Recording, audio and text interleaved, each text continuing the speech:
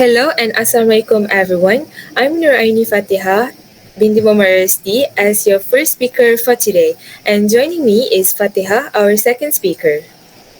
Hello everyone, my name is Fatihah FADHILAH binti Azman as your second speaker.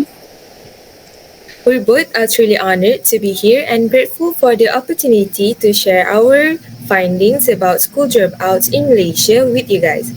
So let me begin by asking you guys, have you guys ever heard about someone who dropped out of school early? So what do you think might be the reasons behind it? Well, school dropout is defined as leaving school early before finishing the required education level. Therefore, I have conducted extensive research to understand the patterns and the causes behind this issue. So, ladies and gentlemen, let me share a diagram retrieved from Ideas Giving Voice to the Poor survey. Ladies and gentlemen, allow me to explain this pie chart. So now, you are looking at a pie chart taken from Institute for Democracy and Economic Affairs 2014. So this pie chart illustrates the distribution of dropouts by state in Malaysia. So the data were collected by the Institute for Democracy and Economic Affairs, or in a short form, IDEAS, through interview with 1,207 parents, including 150 parents of students who had dropped out of school. So from the pie chart, we can see a mixed trend in the distribution of school dropouts across Malaysian states, with some states contributing higher proportions compared to others. So now, let me share the key features of this pie chart. So as you guys can see, the largest proportions come from Johor and Terengganu, with each accounting for 28% of the total dropout rate, which is significantly higher than the average. Following that, we have Klang Valley, which represents the average proportion with 22%. On the other hand, we have the lowest proportions, which come from Sarawak with 8% and both Sabah and Kedah with 7% each, which is nearly 3 times smaller than the largest proportion. So, ladies and gentlemen, I have come to the end of my speech. So earlier, I asked you to think about the reasons why some students drop out of schools, right?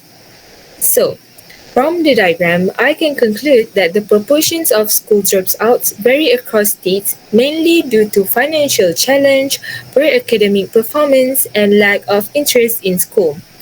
Therefore, by understanding these causes, we can find better solutions to reduce the dropout rates by providing financial assistance and enhancing educational support to ensure more children to complete their education for a better future. So now, let's move on to our second speaker. Moving on, have you guys ever heard a Tibetan proverb that goes, "A child without education is like a bird without wings"? This proverb emphasizes the critical role of education in achieving one's full potential and fulfilling one's destiny. Education should be a path open to all, and yet dropout rates show that some groups face more barriers than others. To understand this issue better, I have done thorough research to ensure what I share today is both accurate and relevant to this important issue.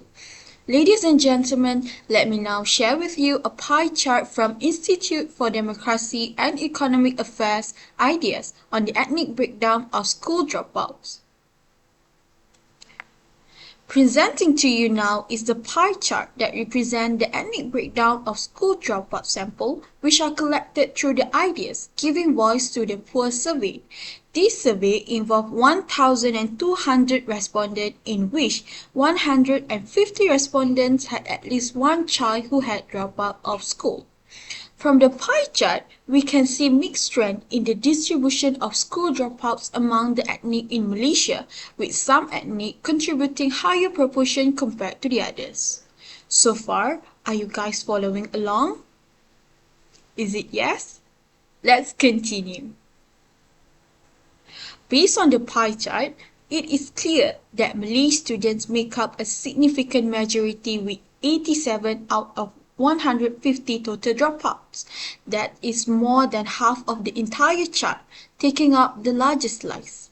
Next, we can see that the Chinese students form the second largest segment, making up 28 out of 150, which is a noticeable portion, though much smaller compared to the Malay group. Moving on, Indian students account for 22 out of 150, which is smaller but still represent a sizable portion of the overall dropout population.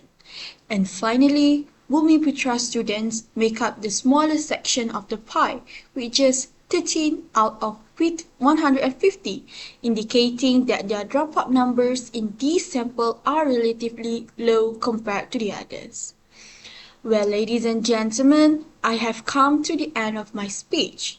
To conclude, the proportion of school dropout vary across the ethnic, mainly due to the financial difficulties, lack of interest in school, and poor academic performance.